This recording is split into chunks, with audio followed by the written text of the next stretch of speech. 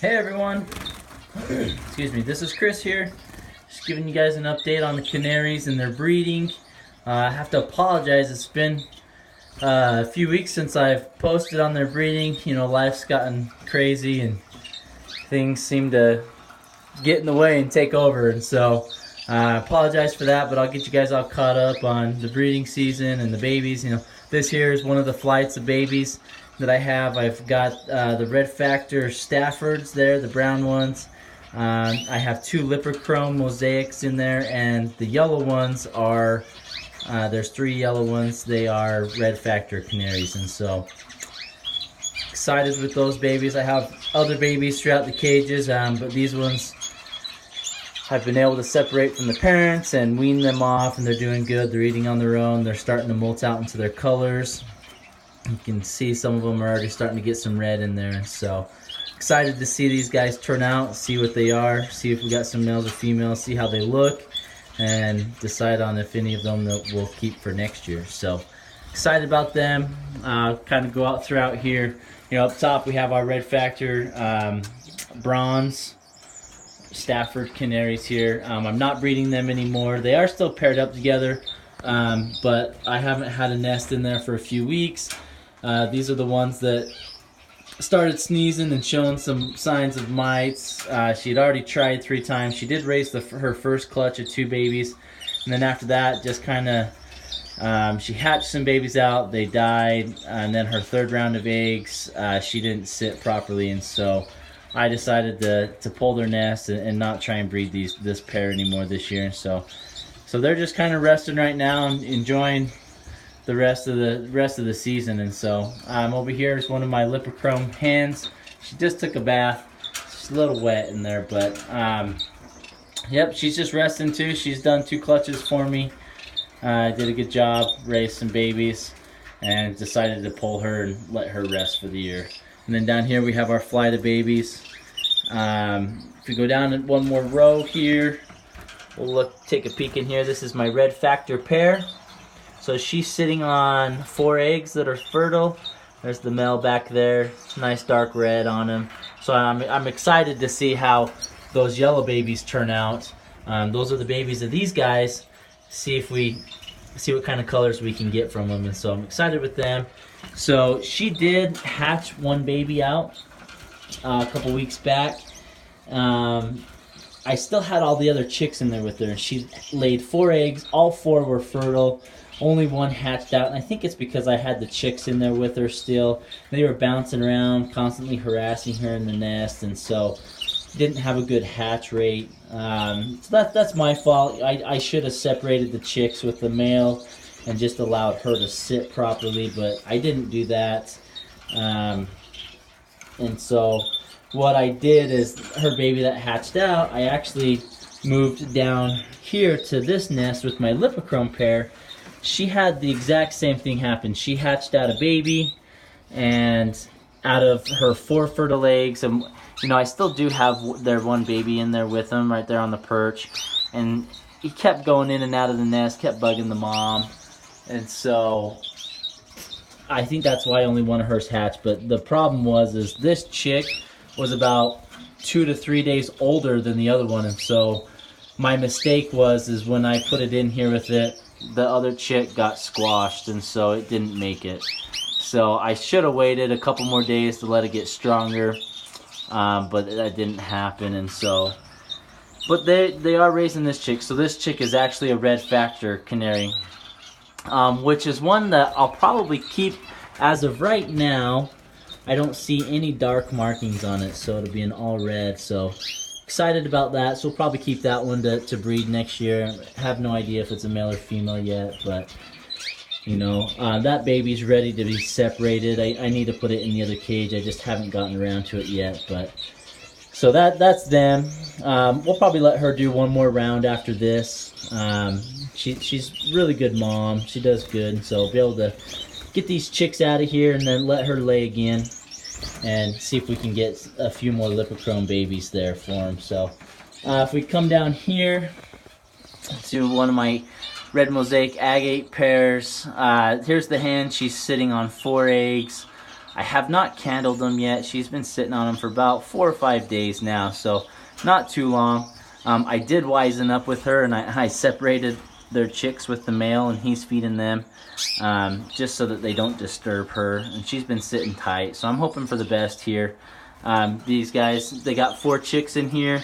They're starting to wean right now. They're getting, I see them playing in the food and getting some down, cracking some seeds, and they love eating the egg food, so they haven't been calling as much for the dad to feed them. So I think probably another few days will be good for them to be weaned, and we'll put those babies in their own flight. And so excited for them.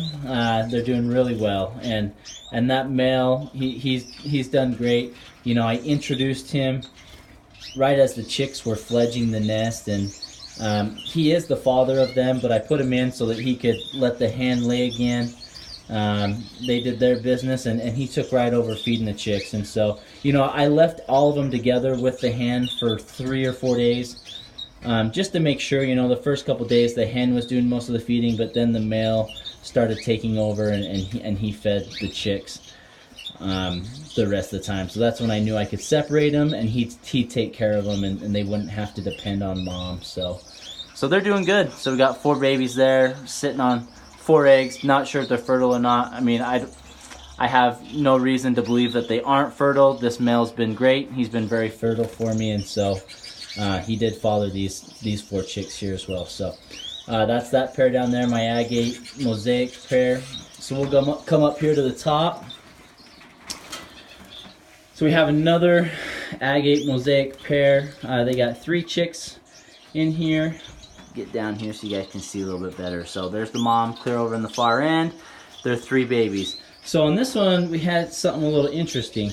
So that baby that's down there on the ground is blind. And so, you know, I've never had a blind chick before. So I don't really know what to do, to be honest with you. I tried to,